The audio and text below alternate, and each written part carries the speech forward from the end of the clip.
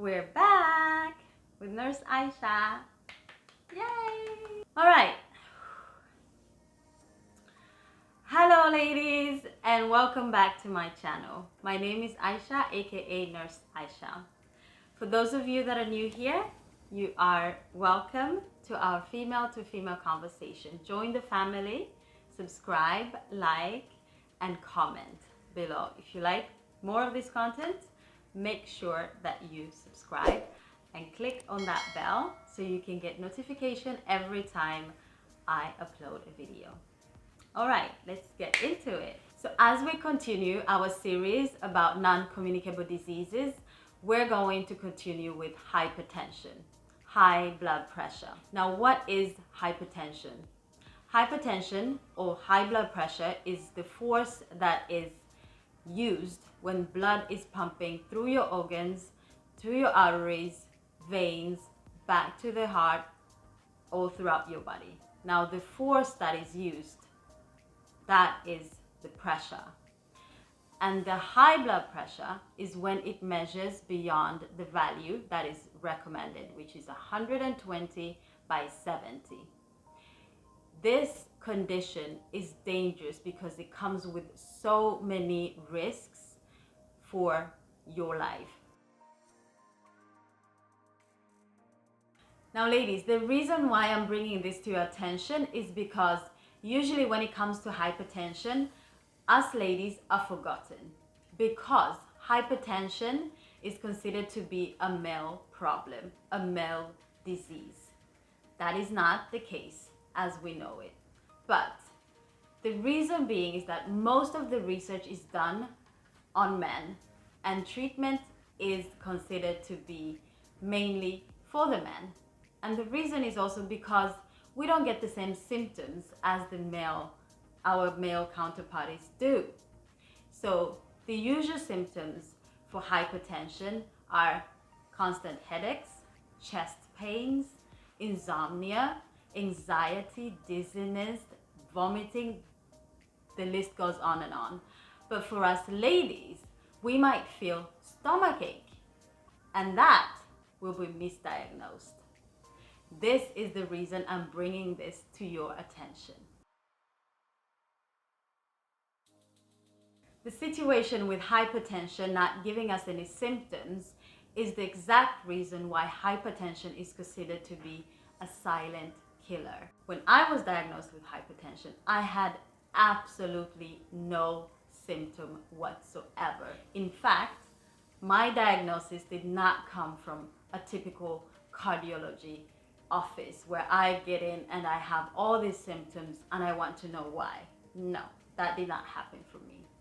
I'm young, I'm vibrant, I'm at work, I'm busy. I do not have time to be sick or get any type of diagnosis whatsoever.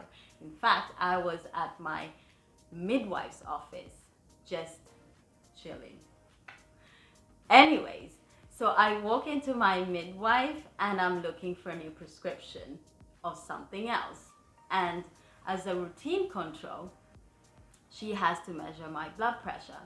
And mind you, I am just across the hall from my workplace. I have to go back to work in my scrubs. I tell her, I'm fine. I'm at work. I'm a little bit stressed. Let's get this over and done with so I can go back to work. So she takes my blood pressure and pauses. And I ask, well, can we move on? I have to go back to work. And she says, unfortunately, you'll have to wait. So my story just goes from 0 to 100.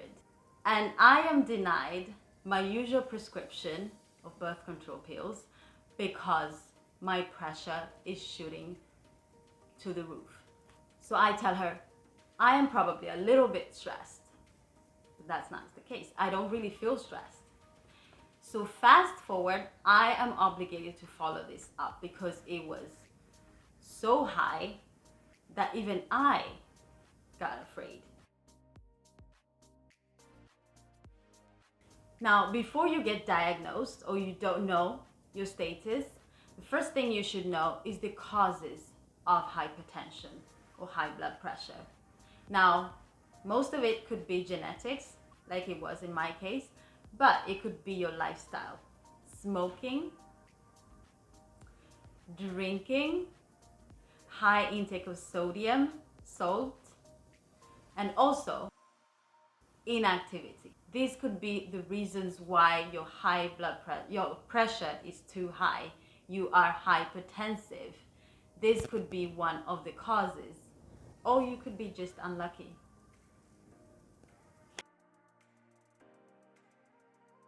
I was shocked that I did not believe that I had a high blood pressure. So I did what I was supposed to do. I followed it up. At work, my own workplace, I'm constantly measuring my blood pressure and it stays on a high. So what I did is I went back and just checked. Coming to how you find out, knowing your status, I know my father passed on from a stroke. I know most of my family history is hypertension, diabetes, obesity. I know this, but I was not really ready for that. I thought this is something that will come when I'm older. But no, it was time. So I had to take action. And this is what we're going to talk about. Where do you start? Number one, know your status. Know your family history. Know your diet. Know your body. That is the key here. If you don't have a diagnosis yet and you might be worried to get hypertension because you know your family history, your genetics, you have options. You can do something about it. And the number one thing that you can do is lifestyle change. Even after I have got my diagnosis, I was recommended a lifestyle change because of my young age. I was recommended to lose weight. I was recommended to remove salt from my food. I was recommended more exercise, which I tried, but I felt this was not helping. So I went back to my general practitioner and said, I can't manage this by myself. I bought a blood pressure monitor, which I have with me at home, constantly took my blood pressure, and this did not help. I lost weight. I was so skinny that people wondered what was happening to me, just in the tries to get rid of that high blood pressure. I, at some point, had to carry out a completely vegan diet to lower my blood pressure. This was not happening. So, knowing my family history, I went back to my general practitioner and we moved on to a proper general checkup with all the methods, the cardiologist, with going and checking my kidney status, just to make sure that we're not missing anything. Now, if you are able to do this, to change your lifestyle, to lower your intake of sodium, to increase your exercise, and you're able to do it, good for you. But some of us cannot do it. So, what happens then is treatment, pharmaceutical, prescribed medication. That's the other choice that you have. And for some of us, not the only choice, but the main choice. We have to choose properly. So, what do? Every morning, I take my 2 tablets. This is a simple life-saving method for me to lower the risks of what may come of a constant high blood pressure.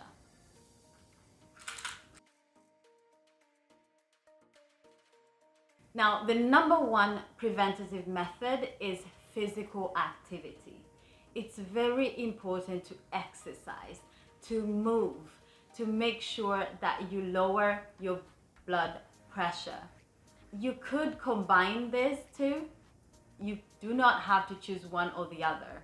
And this is very individual.